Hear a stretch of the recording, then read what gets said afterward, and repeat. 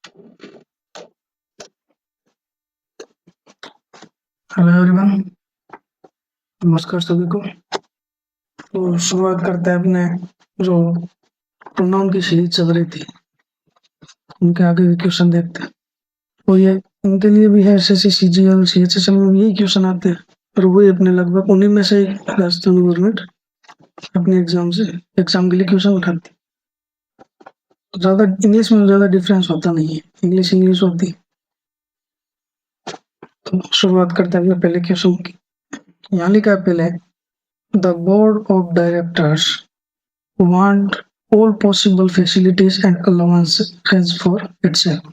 तो सबसे पहले वही कोई भी सेंटेंस है उसको ब्रेक कर दो। तो बोर्ड हो गया सब्जेक्ट, ऑफ क्या हो गया प्रीपोजिशन और डायरेक्टर हो गया इस प्रीपोजिशन का ऑब्जेक्ट। वांट होगी वर्ब, किसके लिए? ये पूरे के पूरे बोर्ड ऑफ डायरेक्टर्स के लिए, द बोर्ड के लिए।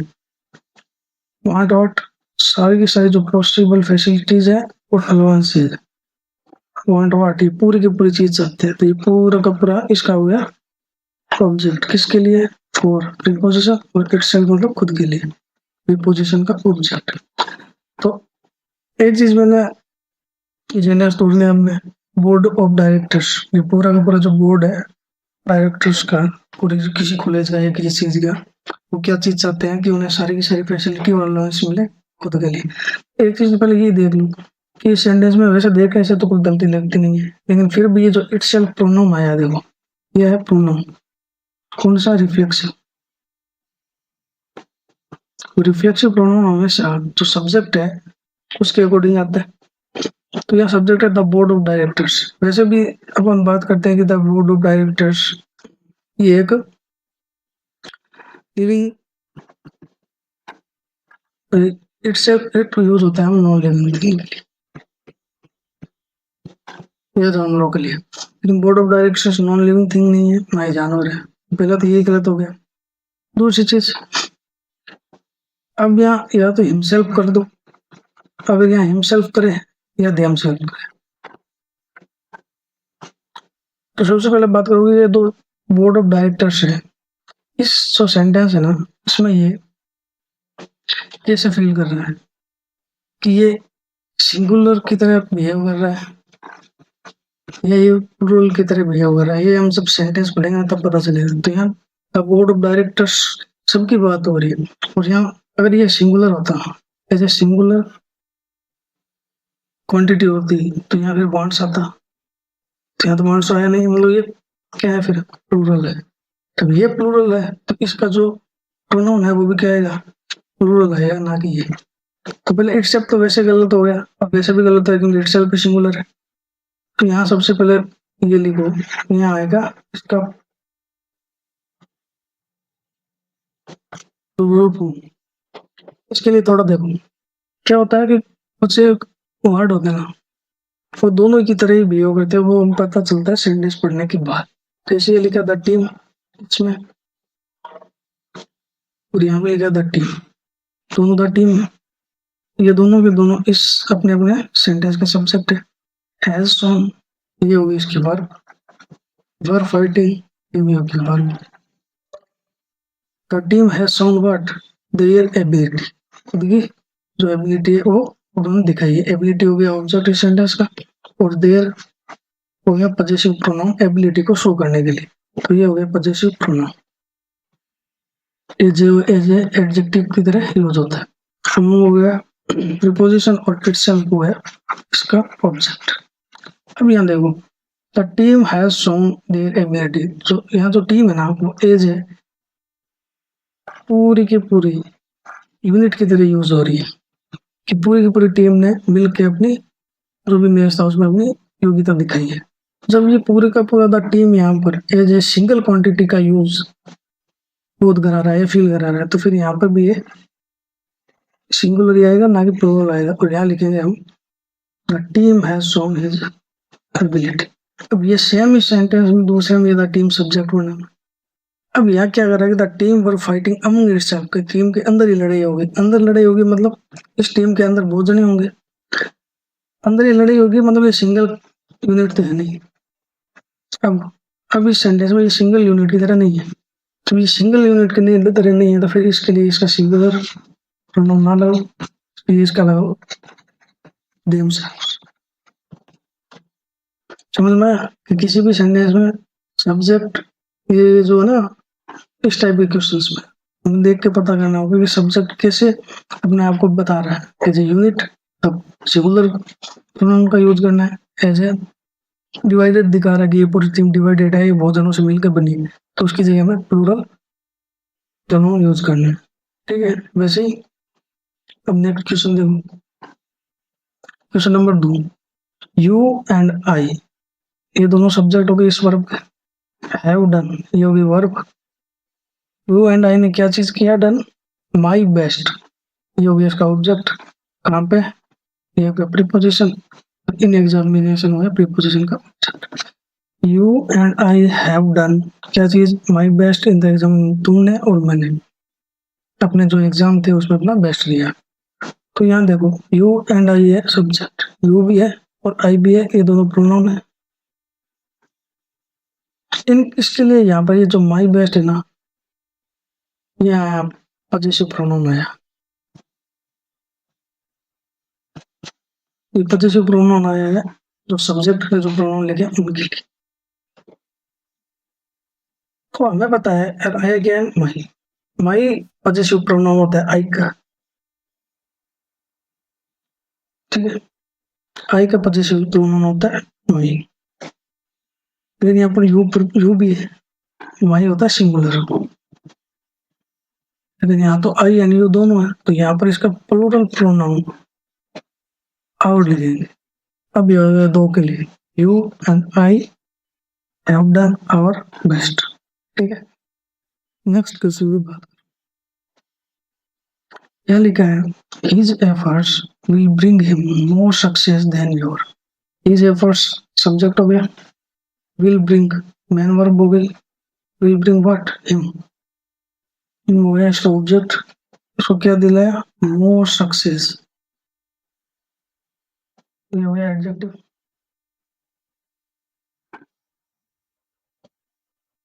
तो bring who, him, bring what, ये सब सक्सेस हो गया object, object to object one, more हो गया इसका एडजेक्टिव, देन हो गया प्रीपोजिशन, और योर का हो गया, देखो देन कंजक्शन भी होता है और प्रीपोजिशन भी होता है। योर हो गया इस प्रीपोजिशन का ऑब्जेक्ट। लेकिन हमें पता है कि योर होता है योर कार, तो योर इस कार में ये तो हो गया नाउन, ठीक है, तो योर हो गया इस नाउन को डिफाइन करने वाला एडजेक्टिव, जिसको कहते हैं पजेसिव प्रोनाउन। जब ये pronoun your as a adjective है, तो एडजेक्टिव का यूज एज ए ऑब्जेक्ट नहीं कर सकते, तो यहाँ योर तो गलत है, क्योंकि प्रीपोजिशन के बाद ऑब्जेक्ट आता है, योर ऑब्जेक्ट है नहीं, तो यहाँ योर तो गलत है। दूसरी चीज, देन क्या करता है, जब कंपैरिजन होना, तो कंपैरिजन इधर जिस चीज से हो रहा है ना, दोनों का कंपैरिजन सेम चीज से होना चाहिए। जैसे ये क्वेश्चन देखे थे, मैंने लिखा this is your book but that is my, तो ये मैंने लिखा दिस इज योर बुक, ये मेरी किताब है, और दैट इज माई, तो माई पहला तो बात है कि माई है एक एडजेक्टिव, मिल गया, तो माई ऑब्जेक्ट बन नहीं सकता, तो माई तो यहाँ गलत हो गया। यहाँ लिखना है अपने को प्रोनाउन, अब माई का प्रोनाउन आई, मी और माई, आई तो सब्जेक्टिव केस होता है, यहाँ नहीं लिख सकते, मी भी नहीं लिख सकते, और माई भी तो लिख ही नहीं सकते, तो इसके लिए हमें यहाँ लिखना है कि भाई जो तुम्हारी बुक है ना, वो, ये तो तुम्हारी बुक है, और ये दैट इज, यहाँ लिखना है माई बुक, यहाँ होना चाहिए माई बुक, तब एक बार सेंटेंस सही, माई बुक लिख दो या तो योर बुक लगा दो, तब सही हो जाएगा, या इन दोनों को छोड़ के यहाँ लिखा दो माई, ये भी क्या एक प्रोनाउन है, और ये क्या करता है, पोजेशन शो करता है। जैसे मैंने लिखा माई कार, इसको मैं लिख सकता हूँ माइन। योर कार, इसको आप लिख सकते हो योर्स। तो यहाँ पर हमें कंपैरिजन बुक के साथ करना है, मेरी बुक का तुम्हारी बुक के साथ। तो यहाँ पर भी बुक होना चाहिए, और बुक अगर नहीं लगा हो तो फिर हमें आप लिख देखो माइन। माइन का मतलब हो जाएगा माई बुक। वैसे ही यहाँ पर देखो बेन कि तुम्हारा घर ज्यादा बड़ा है मेरे घर से, यहाँ पे लगाया मैंने मी। तो यहाँ कंपेरिजन किसका हो रहा है, मेरे घर का मेरे से हो रहा है। इसका मतलब क्या हो गया, अभी मेरा घर बड़ा है किससे, मेरे से बड़ा है। लेकिन घर का तो मेरे से आदमी के घर तो के नॉन लिविंग थिंग है, एक ऑब्जेक्ट है, और मी मैन है या लिविंग थिंग है। नॉन लिविंग थिंग का कंपेरिजन हम लिविंग थिंग से कर नहीं सकते। तो यहाँ हमें करना क्या है, कंपेरिजन योर हाउस का मेरे हाउस से। तो यहाँ तो या तो लिखो माई हाउस, तब ये सेंटेंस होगा कि your house is bigger than my house. अगर ये भी नहीं लगा रहा तो इसका एक पॉजिटिव केस लगा दो माई। माइन का मतलब भी माई हाउस हो जाएगा। My house is bigger than mine, sorry your house is bigger than you mine. तो ये भी सेंटेंस सही हो गया। अब वैसे ये देखो मेरी कार का कंपेरिजन हो रहा है योर। योर तो वैसे भी गलत है क्योंकि एक एडजेक्टिव है, तो एडजेक्टिव प्रीपोजिशन के बाद आएगा नहीं। तो या तो यहाँ पर लगा दो my car is costlier then your car, तब सेंटेंस सही हो जाएगा। या योर कार नहीं लिखा के इसके लिए हम पॉजिटिव प्रोनाउन यूज कर दो। तो हमेशा कंपैरिजन सेम चीज के बीच में होगा। अब ये अपने आप क्वेश्चन देखो बन गया। यहाँ कंपैरिजन हो रहा है हिज एफर्ट्स का, किसके साथ कर रहे हैं, योर के साथ। तो पहली बात योर एडजेक्टिव है तो प्रीपोजिशन के साथ आएगा नहीं, फिर भी एफर्ट्स का योर के साथ नहीं करके हम योर एफर्ट्स के साथ करना है। तो या तो यहाँ योर एफर्ट्स कर दो, तो ये भी नहीं करना है तो फिर यहाँ कर दो योर्स, जो सबसे ज्यादा उचित रहेगा। तो यहाँ हमें क्या करना है, चूज दो ये देन भाई योर्स। योर्स का मतलब हो जाएगा यहाँ पर योर एफर्ट्स के, उसके एफर्ट्स तुम्हारे एफर्ट्स से ज्यादा सक्सेस दिलाई उसको। तो हमेशा देन के साथ कंपेरिजन हमेशा सेम चीज का होता है। अगर सब्जेक्ट है तो सब्जेक्ट का सब्जेक्ट के साथ करना है, ऑब्जेक्ट है ऑब्जेक्ट का ऑब्जेक्ट करना है, लिविंग थिंग का है तो नॉन लिविंग के साथ नहीं, लिविंग के साथ ही करना है, नॉन लिविंग का है तो नॉन लिविंग के साथ ही कंपेरिजन होगा। ठीक है, नेक्स्ट क्वेश्चन देखते हैं।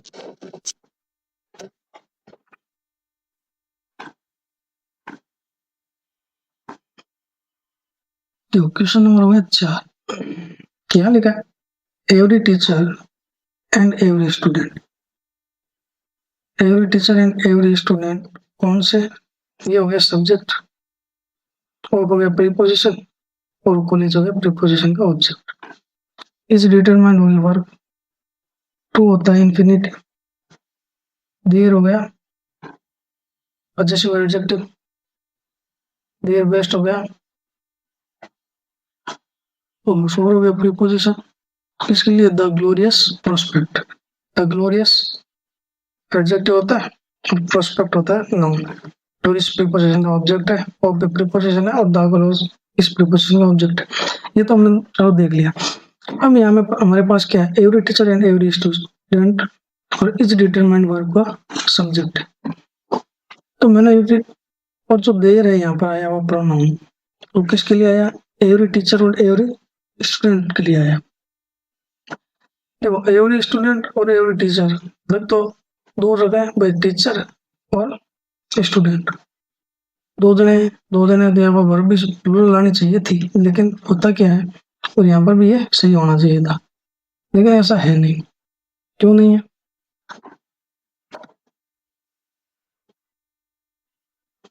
मैंने वो पहली वाली क्लास में बताया था, एवरी इज इधर, इनके साथ में हमेशा सिंगुलर वर्ब और सिंगुलर ही पॉजिटिव प्रोनाउन आते हैं। तो हमेशा इसके साथ में इनके लिए जो भी चीज आएगी वो हमेशा सिंगुलर आएगी।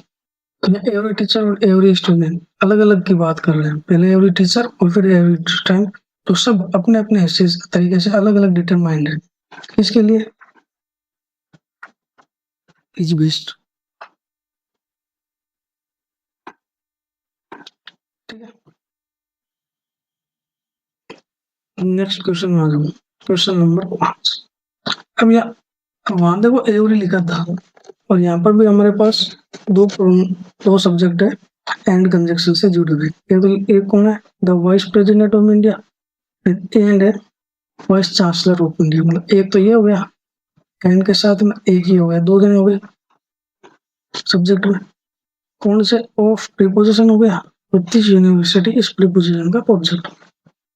हैव गिवन वर्ब हो गए किसके लिए, ये तो जो सब्जेक्ट है ना इनके लिए। दिया क्या है, हिज कंसेंट, ये हो गया ऑब्जेक्ट किसके लिए, तो ज्वाइन करने के लिए द मीटिंग, मीटिंग ज्वाइन करने के लिए इन दोनों ने हामी भरी है, या इन्होंने कहा कि भाई अपना कॉन्सेंट दे दिया कि मीटिंग में अटेंड करेंगे। तो हमें यह देखो, अब वहां तो था एवरी, एवरी के साथ जो भी आ रहा है वो हमेशा एक एक की बात करेगा और सिंगुलर लेगा। लेकिन जब कोई भी चीज द के साथ आए तो हमेशा स्पेशल द का यूज क्यों किया जाता है, जो यूनिक। तो ये भी है, ये भी है, तो फिर ये अलग अलग माने जाएंगे, अलग अलग एंटिटी माने जाएंगे, तो फिर ये दो ही माने जाएंगे। और यहाँ देखो वह भी है वही है, तो फिर यहाँ हिज कंसेंट नहीं लिख के देयर कंसेंट लिखे। तो फिर बोल दूं, अगर ईच एवरी इधर नीदर के साथ अगर कोई आ रहा है, तो चाहे दो आ रहे हैं या तीन आ रहे हैं, तो हमेशा सिंगुलर वर्ब लेंगे। फिर द के साथ आ जैसे the girl and the boy, फिर ये दो होंगे। ठीक है, अब क्वेश्चन नंबर 6 यहाँ लिखा है, she hates everybody and everything who reminds her of her mistakes, कि वो नफरत करती है किसी सभी लोगों से और सभी चीजों से जो उनको उसको उसकी गलती याद दिलाता है। देखो पहले सी हो गया subject, she hates you remember home everybody and everything, तो ये दोनों ऑब्जेक्ट है एंड कंजंक्शन से जुड़े हुए। हु रिलेटिव प्रोनाउन है, किसके लिए आया है, हमेशा अपने एंटीसीडेंट के लिए आता है, या एंटीसीडेंट है दो तो हु दोनों के लिए आया है, एवरीबडी के लिए भी आया है और एवरीथिंग के लिए आया है। तो वो क्या करते हैं, रिमाइंड्स, ये होगी मैन वर्ब, रिमाइंड्स व्हाट हर, या हूँ और क्या हर मिस्टेक, तो हर होगी ऑब्जेक्ट हो और हर मिस्टेक इस प्रीपोजिशन का हो गया। ठीक है, अब यहाँ लिखा वैसे देखना भी सेंटेंस तो हमें कोई ग्रामर के हिसाब से गलत तक नहीं रहा, लेकिन वास्तव है क्या, यहाँ हु रिलेटिव प्रोनाउन है, वो है एवरीथिंग के लिए भी और एवरीबॉडी के लिए भी। तो इसको देखने से पहले एक चीज यहाँ देखो, जैसे मैंने ये लिखा ये इज द मैन, जैसे ये सेंटेंस ना, ये हो गया सब्जेक्ट, इज होगी verb, he is the man, ये हो गया उसका ऑब्जेक्ट, कौन सा मैन, हु, ये हु मैन के लिए आया, ये गिव्स आ जाएगा, सॉरी गिव सही, ये हु आया, ये हो गया सब्जेक्ट टू, ये होगी main verb two, is this, ये हो गया। तो यहाँ देखो हु किसके लिए आया, मैन के लिए आ सकता है। यहाँ लिखा it is the same dog, who किसके लिए है, द डॉग के लिए, रन्स आफ्टर यू, तो डॉग के लिए हुआ सकता क्या, नहीं आ सकता, इसके लिए आएगा दैट या विच, द सेम आया इसलिए दैट का यूज करना है। तो मैंने उस दिन बताया था कि हु और हूँ जब रिलेटिव प्रोनाउन है, वो और हूँ जब रिलेटिव प्रोनाउन है, तो ये हमेशा पर्सन्स के लिए ही यूज होगा। नॉन लिविंग थिंग और जानवरों के लिए विच या दैट का यूज होता है।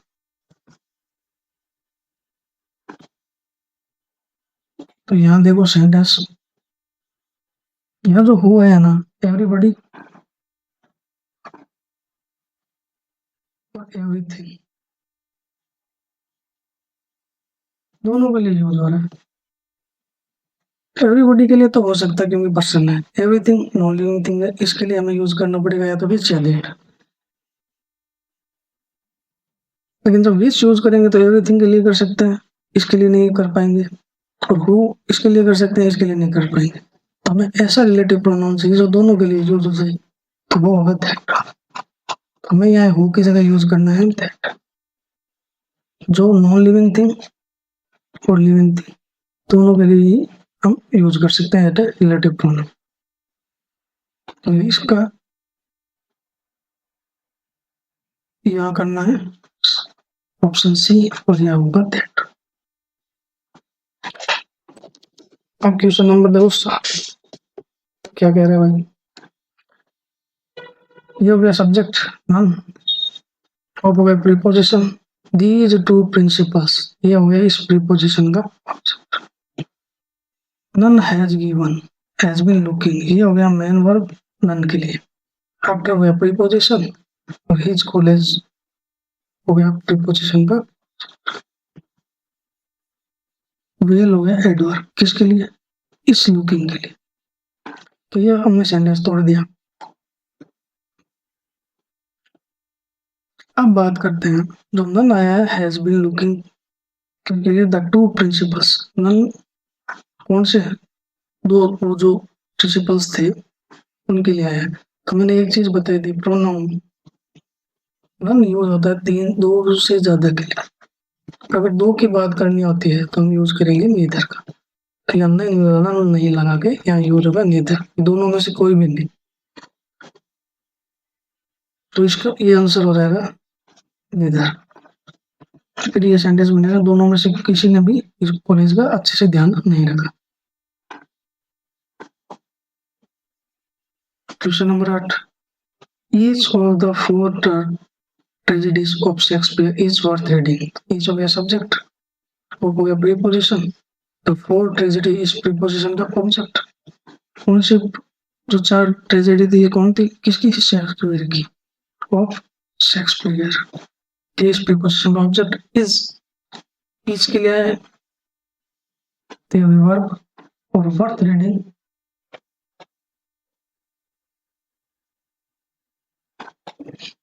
ये कह रहा है कि each of four great tragedies of Shakespeare is worth reading. तो ये जो सेंटेंस में ये कह रहा है कि जो शेक्सपियर ने जो चार ट्रेजेडीज लिखी है ना ग्रेट, वो पढ़ने लायक है। तो यहाँ सेंटेंस में ईच है इन चार को डिफाइन करने के लिए, और वहाँ ईच के साथ के लिए वर्ब भी इज आ गई। तो ये सेंटेंस नो एरर है। क्यों? क्योंकि ईच हमेशा चार के लिए यानी दो या दो से ज्यादा के लिए यूज होता है। दो से कम दो के लिए क्या होता है इधर, या चार है तो यहाँ इससे ही है। तो यहाँ पर ये सेंटेंस नो एरर है। कभी कभी नो एरर कभी आ जाता है। नेक्स्ट देखो, ये सेंटेंस देखने से पहले कुछ और देखते हैं। देखो सबसे मैंने एक सेंटेंस लिखा, ही एंजॉयड इन द पार्टी, और एक सेंटेंस लिखा, ही enjoyed the party very much. अब इन दो सेंटेंस को देखो, ये सब्जेक्ट है, ये हो गया मेन वर्ब, इन हो गया प्रीपोजिशन, और द पार्टी हुए प्रीपोजिशन का। यहाँ देखो, ये हो गया सब्जेक्ट, एंजॉय हो गया मेन वर्ब, द पार्टी हो गया object, enjoy what, the party. Very much हो गया, एंजॉय वेरी मच, ये हो गया वर्ब। अब इन दोनों सेंटेंस में मेन वर्ब है एंजॉय, यहाँ तो एंजॉय के साथ ऑब्जेक्ट है, यहाँ पर नहीं है। क्या दोनों सेंटेंस सही है? नहीं। कुछ वर्ब्स होती है, मैंने बताया था कि वर्ब होती है दो प्रकार की, एक तो होती है ट्रांजिटिव, सॉरी ट्रांजिट, होती है नॉन ट्रांजिटिव। ट्रांजिटिव वर्ब वो जिनके साथ हमेशा ऑब्जेक्ट आएगा और इनके साथ ऑब्जेक्ट नहीं आएगा। तो जिनके साथ ऑब्जेक्ट आएगा तो वो सभी वर्ब्स उनके साथ ऑब्जेक्ट लिखना अनिवार्य है। तो या एंजॉय भी एक प्रकार की ऐसी ही वर्ब है जिनके साथ हमें ऑब्जेक्ट लिखना है। यहाँ तो देखो ऑब्जेक्ट लिखा हुआ है, एंजॉय व्हाट, द पार्टी। तो यहाँ तो ये सेंटेंस हो गया सही, लेकिन यहाँ तो हो गया प्रीपोजिशन, इस एंजॉय का वर्ब आई नहीं, सॉरी ऑब्जेक्ट आया नहीं। तो यहाँ तो यार देखो, ही एंजॉयड द पार्टी या ही एंजॉयड इन द पार्टी। तो यहाँ क्या करोगे, एक रिफ्लेक्सिव प्रोनाउन का यूज करेंगे, वो होगा हिमसेल्फ। ठीक है, खुद ही पार्टी में फुल एंजॉय किया। तो कुछ एक वर्ब होती है जो हमेशा ऑब्जेक्ट लेती है। अगर उसके साथ ऑब्जेक्ट आया हुआ है तो ठीक है, नहीं आया हुआ है तो उसका ही रिफ्लेक्सिव प्रोनाउन उसका ऑब्जेक्ट बनेगा। जैसे कुछ एक वर्ब होती है इंट्रोड्यूस। इंट्रोड्यूस का मतलब होता है अपने आप को किसी को अपने बारे में बताना। तो यहाँ लिखा है ये हो गया सब्जेक्ट, ये हुई मेन वर्ब। ये इंट्रोड्यूस किसको? To the boss. ये हो गया प्रीपोजिशन, ये हो गया प्रीपोजिशन का ऑब्जेक्ट। तो यहाँ पे देखो ये हो गया सब्जेक्ट, ये हुई मेन वर्ब।